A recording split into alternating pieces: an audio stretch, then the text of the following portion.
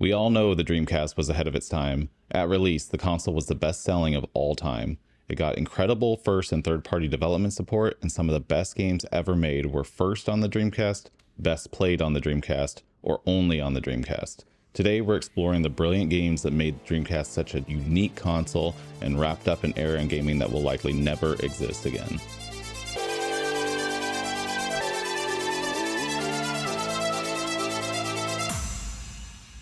Hey, I'm back.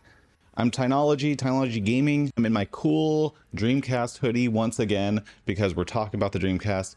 I'm moving things around, so you might notice a little bit different setup. I have a desk, which is cool. You don't even know if I'm wearing pants.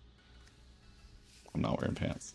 The Dreamcast had some of the best games ever made, and a lot of games were locked onto the Dreamcast. It kind of reminds me of the Wii U if Nintendo stopped making consoles after the Wii U. There were some amazing games. Some of them did get ported to other consoles and some of them got remade, but there's actually a lot of games that were either first on the Dreamcast, best on the Dreamcast, or only on the Dreamcast. And so we're going over those mainly today. I don't touch on everything because for as short as a lifetime that the Dreamcast had, it had a lot of really, really good games, a lot of games. And developers, especially in Japan, kept putting games out for it even after Sega had discontinued the console. So let's start off with what makes the Dreamcast so cool. The architecture of the Dreamcast, it's basically arcade focused hardware, and it is very, very, very similar to the Naomi and the Atomic Wave platforms. It had some really cool features, like it had a full VGA output, which made the games look so good. It felt like HD before HD. I need a disclaimer that the games I'm showing here are run through RetroArch Flycast Core because I wanted to get the clearest picture. Some games will have, oh my God, I have something in my eye.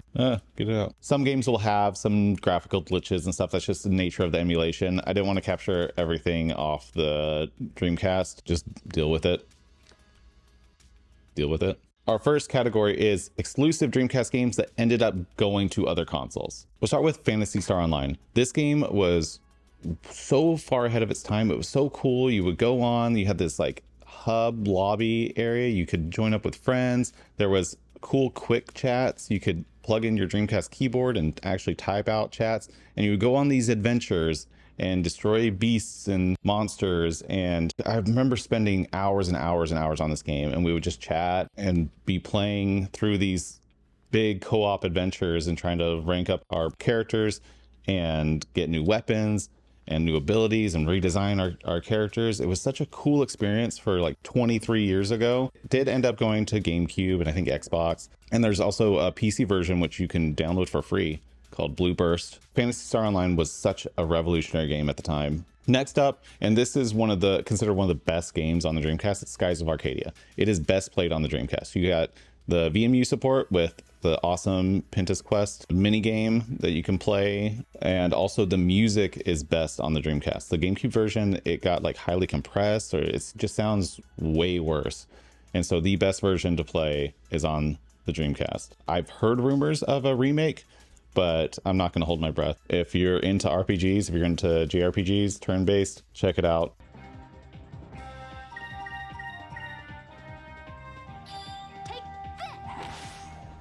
If you haven't seen my first video on the Dreamcast, I'll link it here. Check it out. That's the video that's been blowing up lately, and so thank you. I'm going to group these next games all together. Resident Evil, Code Veronica, Resident Evil 2, Dino Crisis. These are all Capcom. Dino Crisis is basically Resident Evil, but with dinosaurs, which is awesome. Those tank controls. Code Veronica was developed specifically for the Dreamcast. Classic games, fun to play. Another one is Vigilante 8, Second Offense. This is a vehicular combat game, kind of like Twisted Metal, but it had a lot of cool features that Twisted Metal didn't have. It didn't have quite the character development as Twisted Metal, which they're going hard on that new show. Me? I'm more of a Hawaiian punch.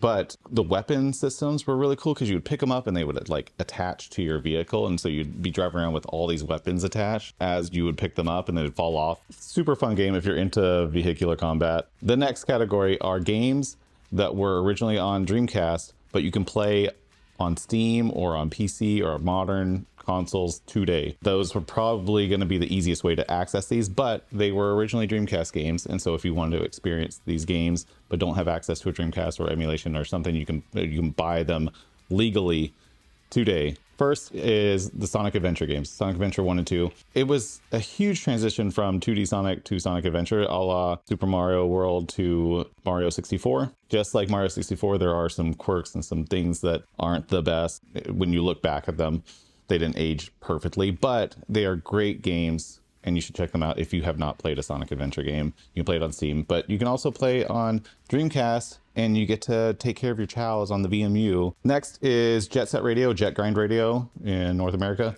You know, they made a sequel on the Xbox, Jet Set Radio Future. Fun rollerblading graffiti game. I had fun when I was capturing this footage. It's a little tough, but the art style really ages well. I always really liked the cel shaded art, and just the whole vibe of the game is really cool. Shenmue 1 and 2, these games you can get on Steam. I heard Shenmue 3 kind of sucks, but 1 and 2 are classics. I only played a little bit back in the day, but I've been wanting to revisit. It was one of those original, just huge world games where you felt like it was living and breathing, what developers are still trying to do today. Crazy Taxi. Crazy Taxi. Yeah. Sorry. Super fun arcade game. It's fun to just controller pass with some friends and try to who can get the high score. It's a very simple game. You just pick up passengers and try to get them to their destination as fast as possible. Get extra points for, you know, narrow misses and jumps. I'm not very good at this game, so I've never gotten really that far. I just kind of go until time runs out, but it's always a blast. I delivered a priest to the church, and he said, "You're a hell of a driver," or something. I liked that. Revolt. This game, you're a little RC car. The best version of this game was on Dreamcast because it was on other consoles too, but the Dreamcast version was best. It's now on Steam for pretty cheap. Fun little racing game.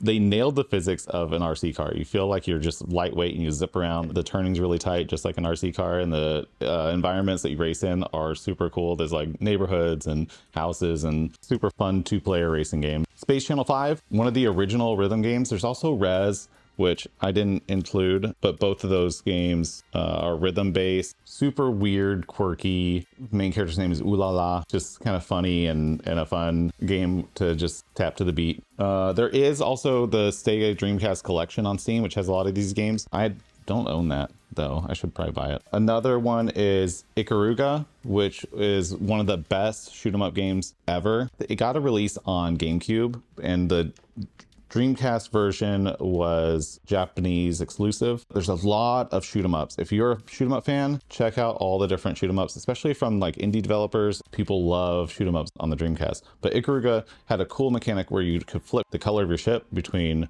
light and dark, and the bullets that were hitting you, if they were the same color, you would absorb the energy, and the only ones that would hurt you are the ones that were the opposite color. Really cool mechanic. Beautiful, fun game. Check it out if you haven't. Can I just say how cool the startup screen of the Dreamcast is?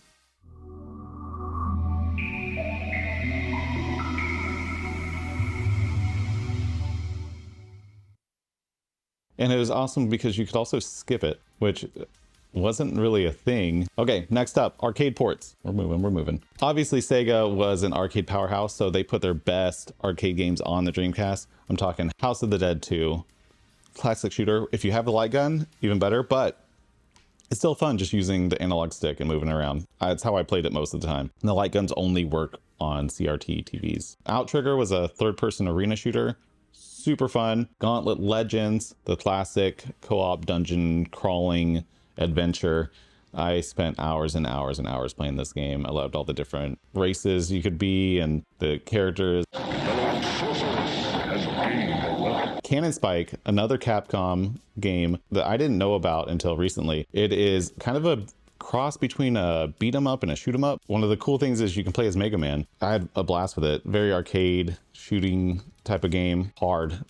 It's a hard game. Another is Hydro Thunder. This came out on a lot of different platforms, but it was Dreamcast primarily. That was the best way to play it. That game you can't play anywhere anymore. So Dreamcast best version to play Hydro Thunder. It's a boat racing game, like a speedboat racing game, and they had really cool water physics. 3, 2, 1, go, go, go! Another thing I have to talk about with the Dreamcast is while I was playing through all these games, I noticed that there are a lot of characters featured that were females with dark skin, funky hair. And if you know anything about me, you know I share a lot about my love for a female with dark skin with funky hair named Sally. So that's another point for the Dreamcast. There's a character in so many games that reminds me of my beautiful girlfriend. Now, some drawbacks about the Dreamcast is with the single analog stick, first-person shooters were really difficult, and there wasn't a standard for how to control. Some would use the face buttons to move and strafe, and then the analog stick to look around. That was hard because it's backwards of what we normally think of. But there were some amazing games like Quake 3 and Unreal Tournament. These games kind of suffered just because of the controls. The first-person shooters on Dreamcast, I have to say, you might want to skip, maybe play PC versions, because the controls are so tough to get used to, and every game does it a little bit differently. All right, next is all the amazing sports games that came out on the Dreamcast. This kind of makes me sad because there were some just brilliant sports games, and most of them were developed by a company called Visual Concepts. Visual Concepts. I'm talking NFL 2K, NFL 2K1, NBA 2K, NHL 2K, all those sports games. In that era, they were the best sports games, hands down. It scared EA so much that they went and signed an exclusivity contract with the NFL that's still going on. That's all because of these games. These games were amazing. I'm talking Virtua Tennis, probably my favorite game on the Dreamcast. Sitting down playing with 4 people, playing doubles Virtua Tennis is some of the most satisfying gameplay you'll ever experience. Everything just feels right. I think Wii Sports Tennis, but with much tighter gameplay, but that same amount of enjoyment. And you don't have to fling your wrist around. Virtua Strikers, super underrated soccer game. I love the camera positioning of Virtua Strikers. Also very arcade focused. It looked beautiful too. I love the art of it. Obviously the mainline NFL, NBA, NHL 2K games, all amazing on the Dreamcast. And then another game that sometimes goes under the radar is Metropolis Street Racer. If you are an Xbox fan, you'll remember Project Gotham Racing. This is that game before Project Gotham Racing. It uses the Kudo system. It is just a fun pseudo sim racing game. And the music is so late 90s, you have to experience it.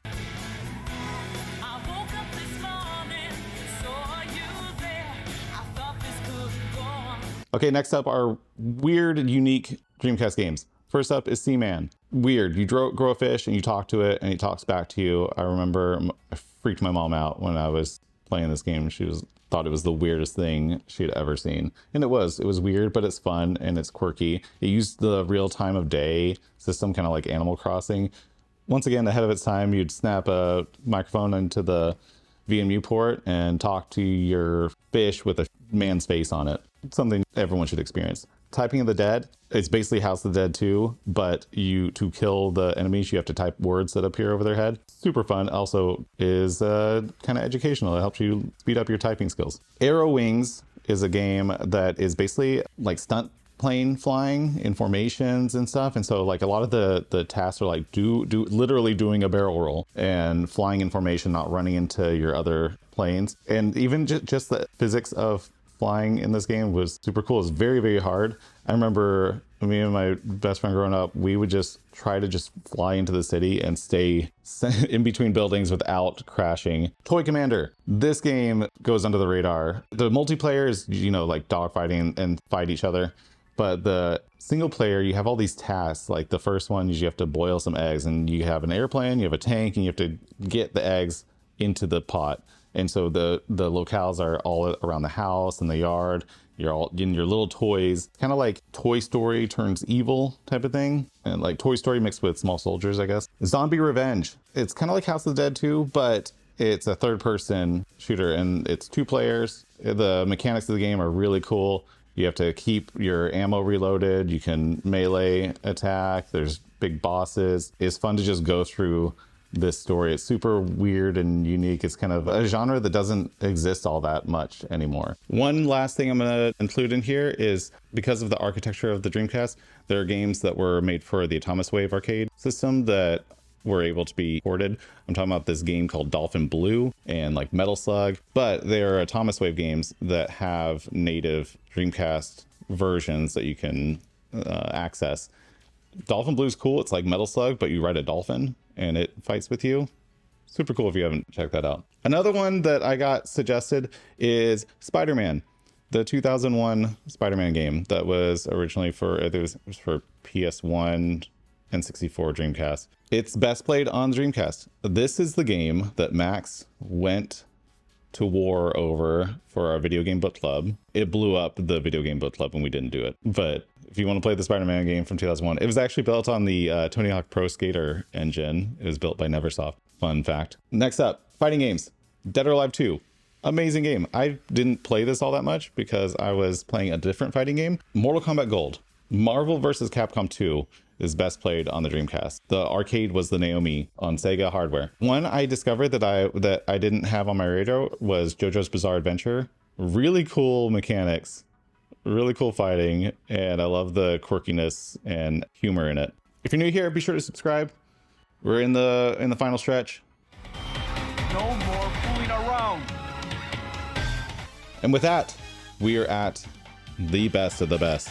I've picked 3 games that are only available on the Dreamcast that you need to experience. The first up is Choo Choo Rocket. It's a little puzzle game where you have to put arrows down on the floor and it directs anything that walks over that, mice or cats, turns them that way. And so you can only place, I think, 3 or 4 arrows at a time before they start disappearing. They eventually disappear over time too. And you try to collect as many mice as you can without the cats, which take away. So you can like sabotage other people. You can make these like really cool little paths to get all the mice. And it's very, very hectic and very, very intense, especially if you get 4 people all playing together. Such a underrated game that people loved, and you can't play it anywhere except for the Dreamcast. Next up is Soul Calibur, the original, only available on Dreamcast. Such an amazing game. This is a fighting game. It's a weapon-based fighting game. So accessible. You can just pick it up and you feel like you're actually doing stuff in the game. You like can just do these cool combos and toss people around. It's such a brilliantly designed game. Even if you're not into fighting games, I recommend check out the original Soul Calibur. Only available on Dreamcast. And last, this, I lied earlier, I think this was probably my favorite Dreamcast game. Welcome to the Power Stone world. Power Stone 2. Power Stone 1 was great too, but Power Stone 2 incorporated 4-player combat, and the maps move and transition into different areas, and it's just crazy, exciting arena style fighting game. And you pick up weapons, and some of them are weird, like you can get an umbrella, and then sometimes you're falling and stuff will save you. It's just such a fun experience, even if you're just playing by yourself, playing through all the different worlds. And there are rumors that they are remaking this game, so I hope that would be awesome. Get more people to experience this amazing game. The characters are funny and quirky, and the action is unmatched. It kind of reminds me of Super Smash Brothers with it not just 2D fighting. I like the moving around. I would love a Smash Brothers in this format. So what do you think? Is there anything that I missed?